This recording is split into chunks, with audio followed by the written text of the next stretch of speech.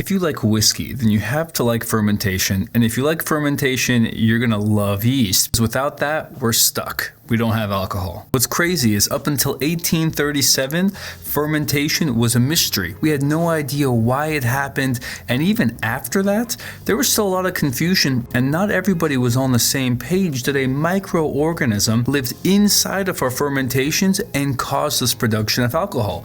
Many people, especially chemists, thought that like baking a cake, when you do something in a particular order, something happens. This something was alcohol. What actually happened is a physicist / biologist who was named Theodor Schwann out of Germany actually came up with the hypothesis of yeast. But his concept that there's a living organism inside of a fermentation or that lives on the skin of grapes and through different processes becomes activated, consumes things like sugar, and then creates things like alcohol was actually his idea, part of his hypothesis. What I find is very interesting is the fact that when he discovered this, he didn't really have and nobody really had a name for yeast, at least not a scientific name. And being of German descent, he went with some things that made sense to him. Very simply put, Zuckerpilz, which translates to sugar mushrooms. Not that wrong. It is a fungus. Yeast is a fungus that eats sugar. Now, when you translate Zuckerpilz to Latin, you get Saccharomyces. And if you've ever purchased any type of yeast for brewing or distilling,